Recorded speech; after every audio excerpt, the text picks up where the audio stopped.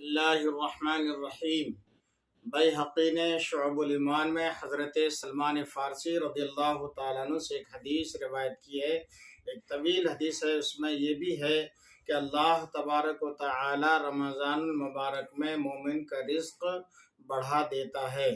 جو اس میں روزہ دار کو افطار کرائے اس کے گناہوں کے لیے مغفرت ہے، اور اس کی گردن آگ سے آزاد کر دی جائے گی، اور اس افطار کرانے والے کو ویسا ہی ثواب ملے گا جیسا روزہ رکھنے والے کو ملے گا، بغیر اس کے کہ اس کے اجر میں سے کچھ کم ہو۔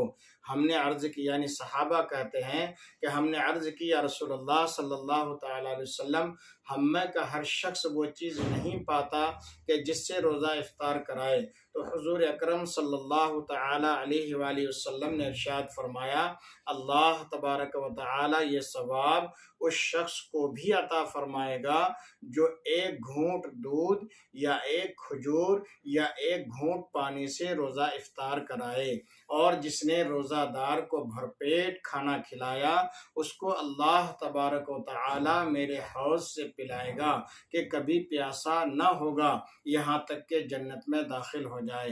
سبحان اللہ، ماشاء اللہ۔ میرے بھائیوں، دیکھو، روزہ رکھنے کا تو الگ ثواب ہے، لیکن کسی روزے دار کو روزہ افطار کرائے اس کے کتنے بڑے بڑے اجر و ثواب حدیث پاک میں بیان کیے گئے ہیں۔ لہٰذا کوشش کیجئے کہ روزہ رکھیے، خود بھی افطار کیجئے اور دوسرے مسلمان بھائیوں کو بھی روزہ افطار کرائیے۔